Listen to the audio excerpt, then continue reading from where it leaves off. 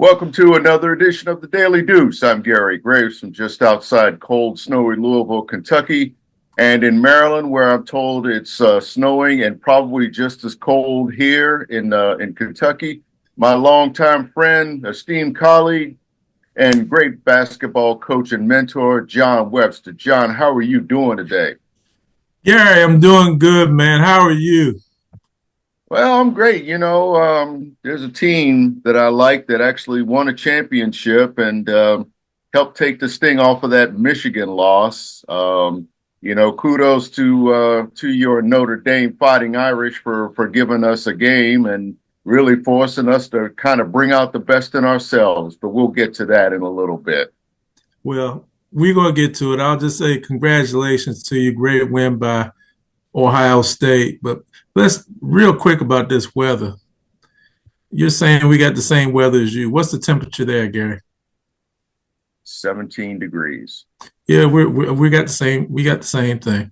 Yeah. It's a sunny and blustery 20 degrees earlier today.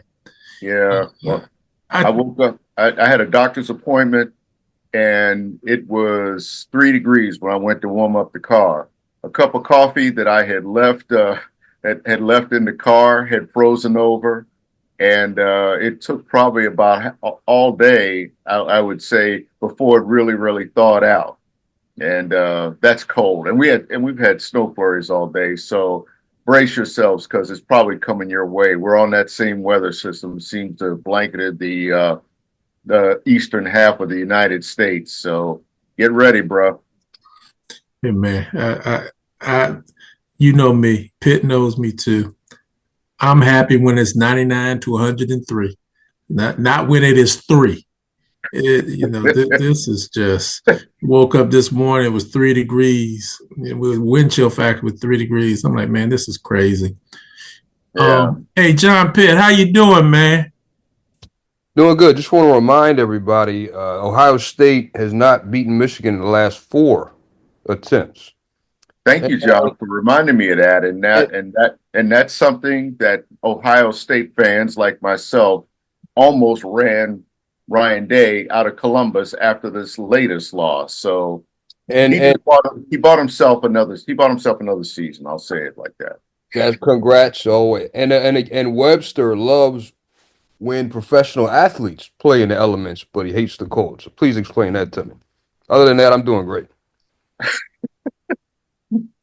Man, we need to get your face up on screen because you could add to that discussion about some of our quirks, for lack of a better word. Idiosyncrasies. Yeah, There there you go. You too can be a sports writer. Yeah, but hey, we got a lot to talk about. First of all, NFL playoffs. We are in championship weekend in the NFL, and none other than yours, John Webster. I know John Pitt is pretty neutral right now, but the Washington Commanders are in the NFC Championship, and there's no one on this screen that could honestly say with conviction, no matter how much of a fan we might be, John Webster, that you expected them to be in this position or anywhere close, which makes this probably more satisfying than anything as a fan than I can ever recall. Well, Gary, I'm going to sit back and drive this car and let you tell us all about these commanders and how they're doing and how they're doing it. Well, my first observation would I mean, obviously, it starts with Jaden Daniels. What more can you say about this rookie? And I'm almost at a point of putting that in air quotes because he is playing nothing like a rookie. There was a part of me that earlier today that was just thinking, this kid in one season, we've seen him develop from a hopeful prospect to a guy going through growing pains, who made rookie mistakes, who had good games, but was making rookie mistakes. But he's now at a point where he's making savvy decisions. You talk about like a quick growing up process before our eyes. And what are we on, like what, game 19 or something right now? Mhm. There was a part of me, I was like, is it too soon to really kind of put him in that upper echelon of, I'll say the, top 8 quarterbacks in the league? I stopped short of that, but I feel like, he's got an even higher ceiling that he's created for himself. But most importantly, he has made this team much, much better. He has brought out the best in everybody. And in terms of who they face or what they have to face against Philadelphia on Sunday in the NFC Championship game, I feel like they are in this position because of him, because of Terry McLaurin, because of the running backs.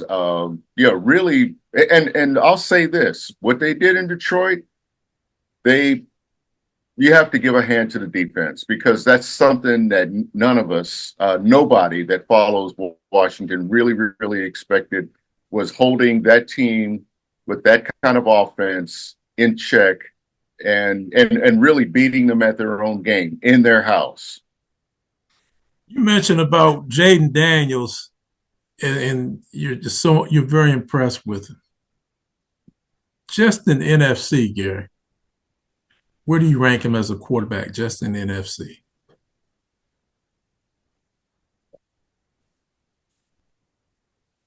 Honestly, John, at this point, I would say he's in that top 3, and I'll say number 1.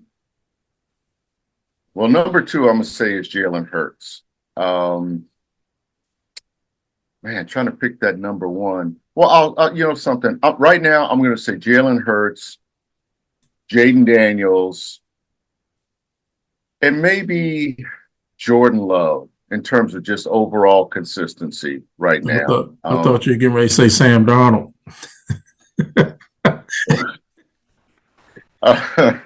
I'm not going to go there, because and I'll say it like this.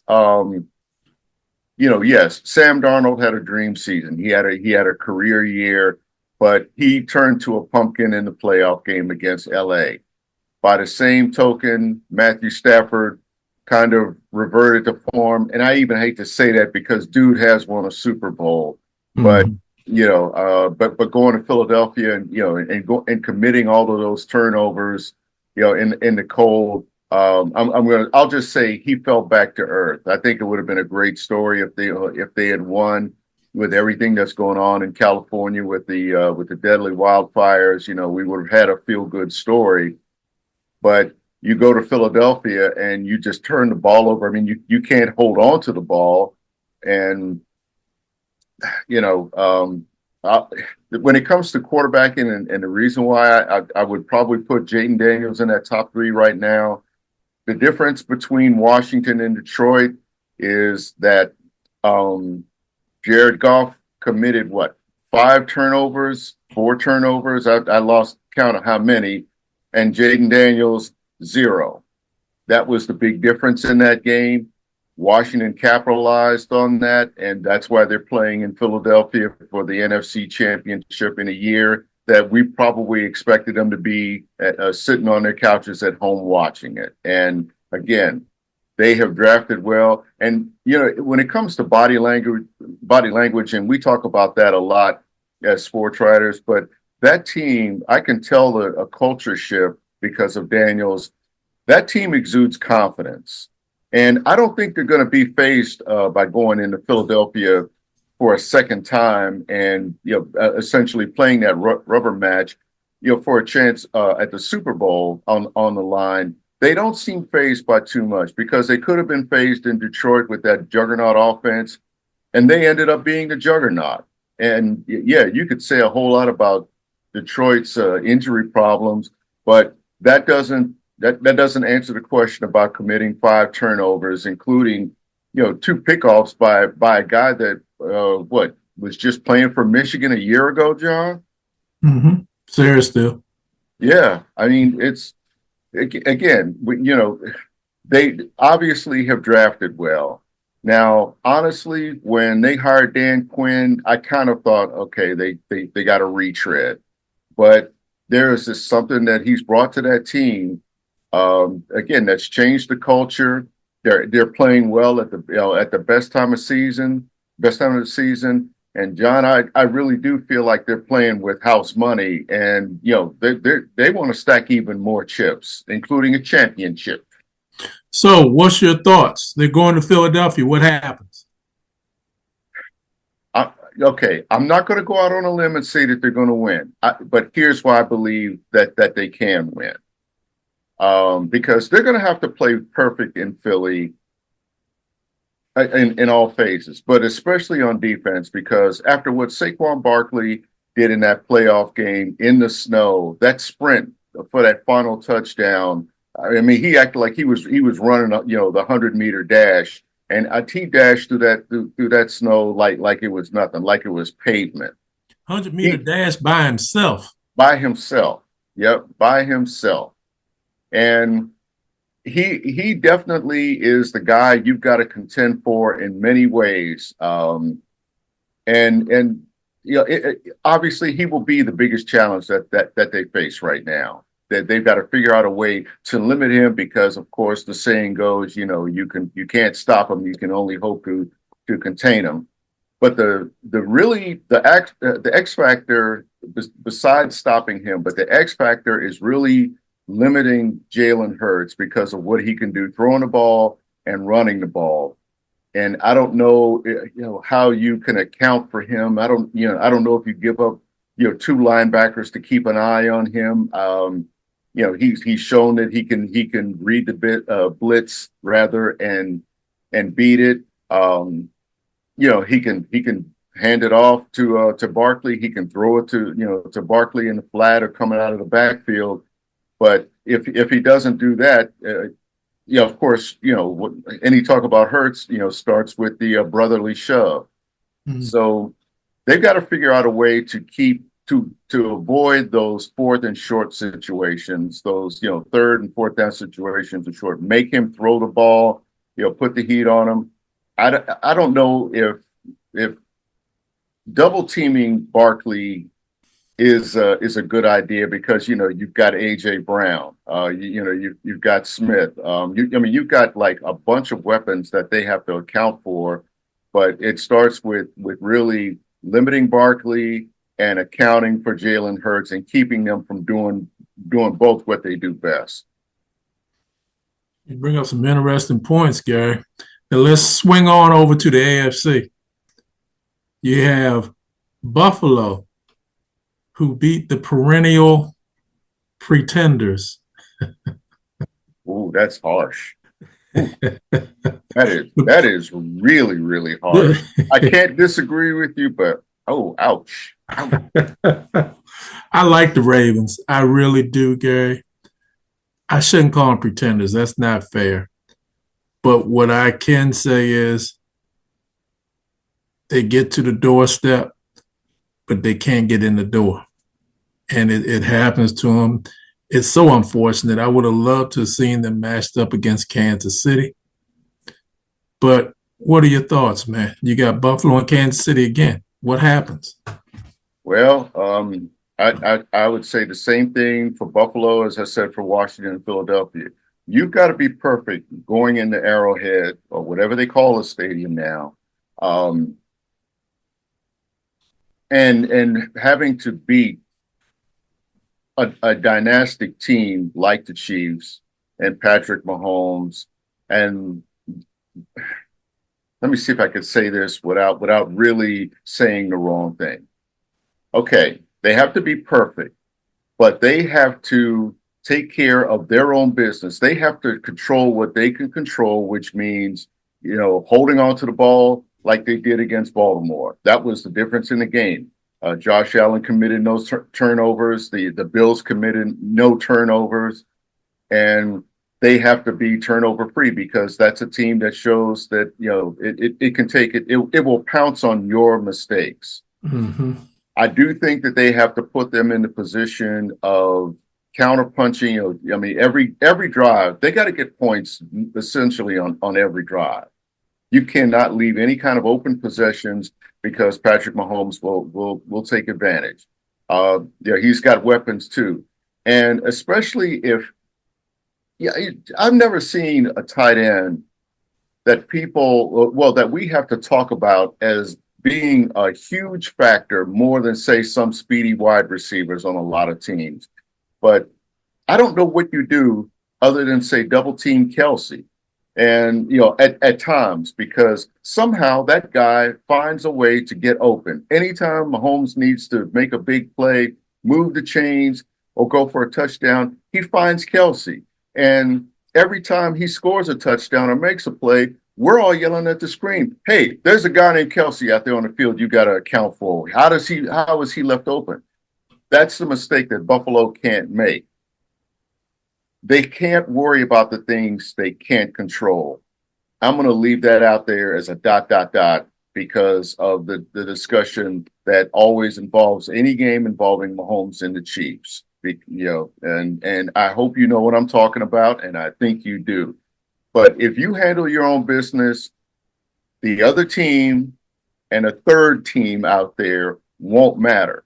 I'm not one for conspiracy theories, but when the announcers point out some questionable calls, I feel like it's not me. It's not just me. It's not just you. It's not just us. There is something there, and they've got to, if you're the Bills, you got to account for that.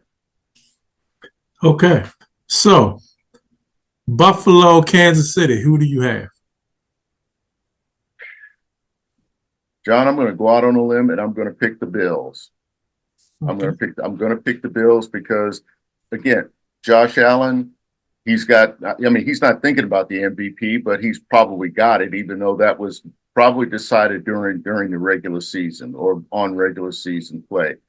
But he's playing his best ball when he needs to, and I don't think he's going to be fazed. This is a show me game for Josh Allen to get them to the Super Bowl.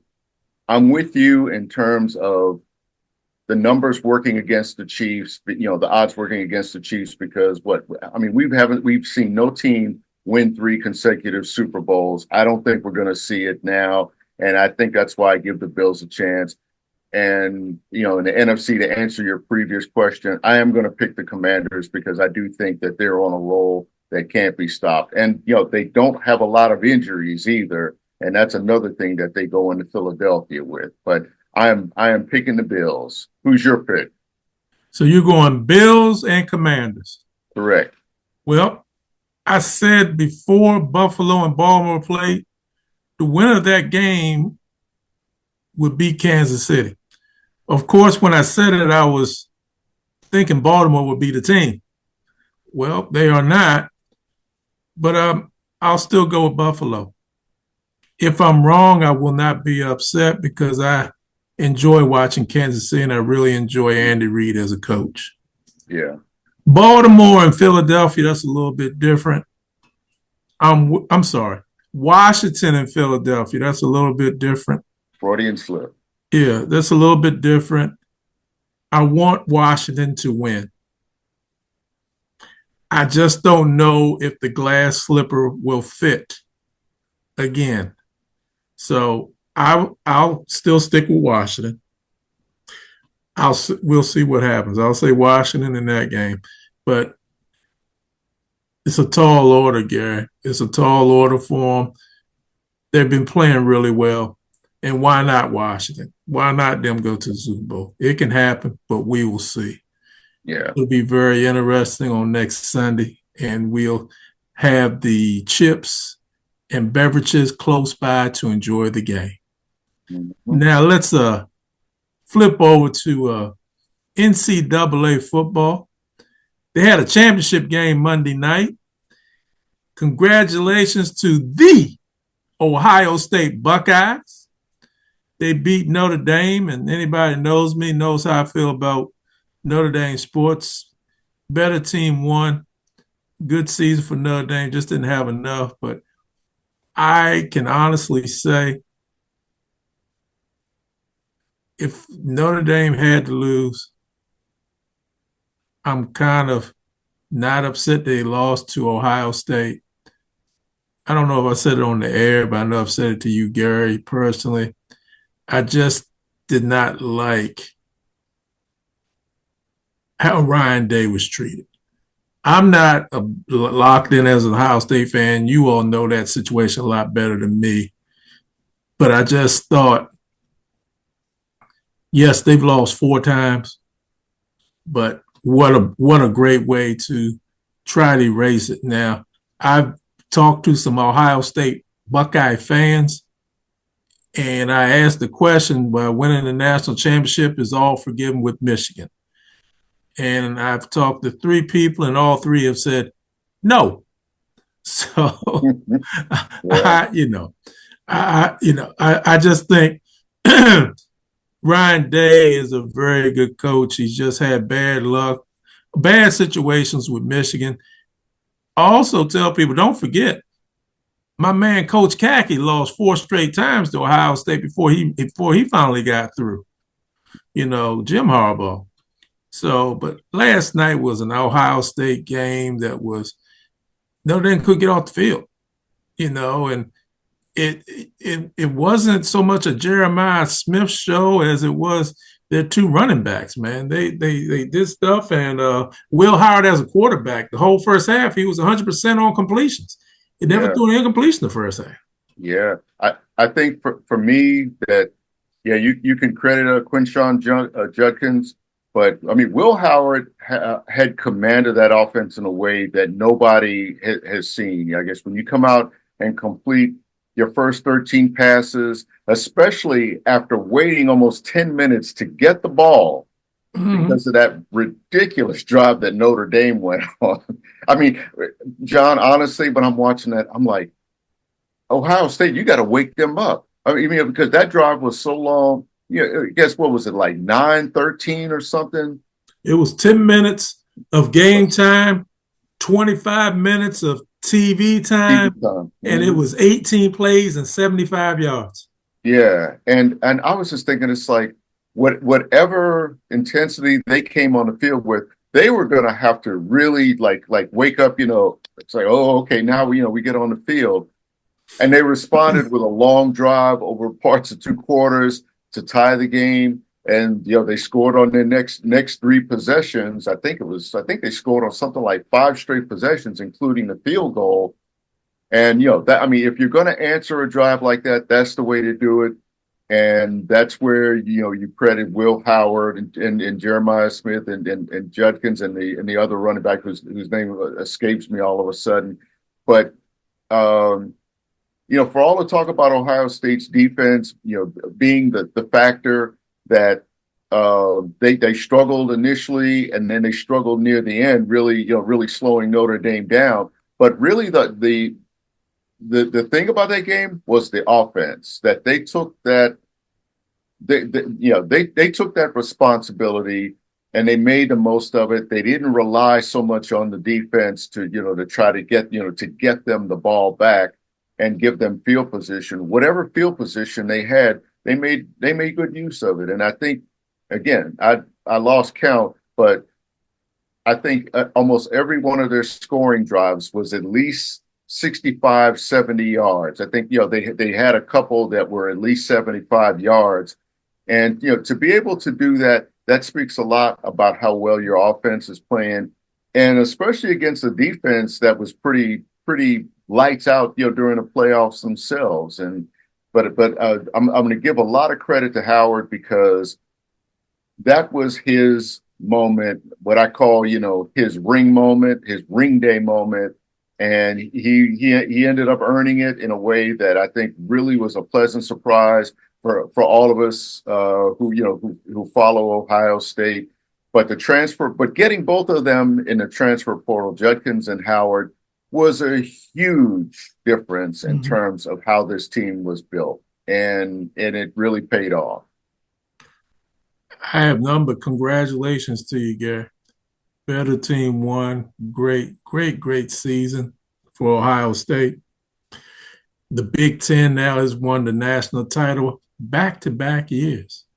Yeah. Can they do it again next year, Gary? Yes, I think they can, because until they put everything in place to limit transfers and NIL, I know that the settlement with the schools is still pending, where, in terms of paying athletes and, revenue distribution, really trying to figure out all the nuances of that. But I can't see Ohio State falling off, other than say maybe, having to find another quarterback to replace Howard, and as he goes to the NFL. But consider that Smith is just a freshman. That's the scary thing. He is just a freshman. He reminds me of, well, a lot of recent Ohio State receivers. I think what Marvin Harrison Jr. was the predecessor of guys who just get it done no matter who's behind center. And they still have a lot coming back on defense. I think Judkins has maybe one more year. I think he's got got some kind of eligibility left over.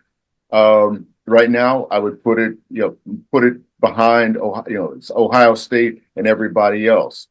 I'm going to say this, John, coming from SEC country, that the SEC needs to do a reset, because I don't even think it knows what its power structure is. Nick Saban ain't walking through that door in any school. Kirby Smart lost Carson Beck to Miami, Florida, which is a team that I think you need to watch next year. And Texas, I think Texas did great under Sark. He ended up getting a contract extension because of it. That might be the team to watch, but the power structure has definitely changed in the SEC. But in college football right now, it goes behind the Big Ten, because again, you think about the teams: Ohio State, Oregon, Indiana. Let's see, I'm trying to think of who else. Oh, Michigan has had a good recruiting season so far too. And who knows what the transfer portal is going to land for them. So, and Penn State. So that's 5 schools right there that have a chance to compete for the national title. And I do believe James Franklin can get them that far. He just needs like another one or two pieces. And I'd say, they need to tweak their coaching a little bit for some of these situational plays that I think really, where they came up short in the postseason. But the Big Ten, they're the big dogs right now, John. I can't disagree with you, man. What a season. What a way to wrap it up. Congratulations to the Buckeyes. Special congratulations to Ryan Day. Class act, man, as far as I'm concerned. You know him a lot better than me, you being in the journalist world. But I just get the feeling that guy is just a good guy on and off the field. Yeah. And you can't argue with his record. I think it was something like, what is it, 67%? It might be something like 71% winning percentage, pretty much against everybody else except Michigan. But his record's like something like 67-9, and 4 of those losses are to Michigan. Yeah. And you know how rivalries are, that there's always momentum swings. There's runs, one way or the other. I mean, for a long time under Tressel, and then Urban Meyer, Ohio State, dominated, and now Michigan has leveled that playing field. And remember that conversation we had off air last week about to your question about whether Ryan Day would be forgiven for losing to Michigan. I'm gonna be that one person to step out there and say, yeah, he's forgiven, because he bounced back from 2 losses and really won this thing decisively. They were very, very dominant. So I say, yeah, he can be forgiven for this Michigan loss.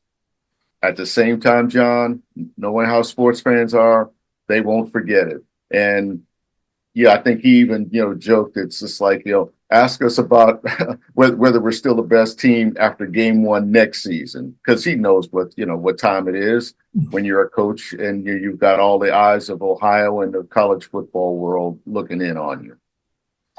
Gary, take us home, man. All right. I'm going to say this. One last thought about the college football playoff.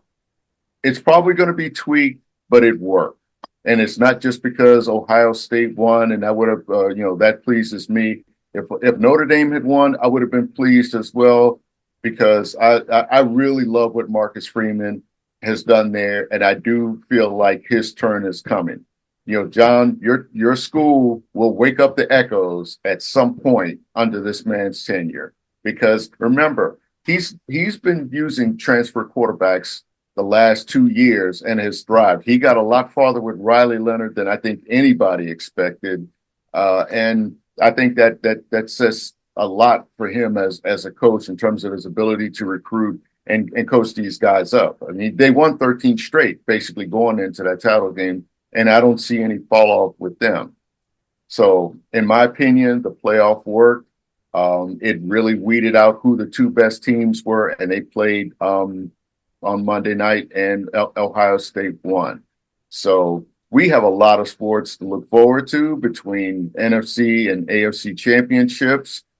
I think this weekend is when the Australian Open will be decided, and we can see whether Novak Djokovic becomes the all-time winner in Grand Slams. I mean, he beat Carlos Alcaraz badly before we went on the air here. And, I mean, he's going to probably establish himself as the greatest men's tennis player by the time we meet again. So there's a lot to watch. Of course, we've got college basketball, women's college basketball, which is something that I love. And one other thing, John, Louisville is back in the top 25. I'm going to point that out because we know how bad it was these last 2 years. Hey. First of all, congratulations to Louisville being in the top 25. It's really beautiful when you have Louisville and Kentucky both relevant at the same time. Makes for a lot of fun down there in Kentucky. Yes, it does. But you all watch some sports this week. You got the NFC and AFC championships coming up. You got the Australian Open in tennis. You got the NHL. You got men's and women's college basketball. You got the NBA. But above all else, come back and see us again next week. Take care. You've got us.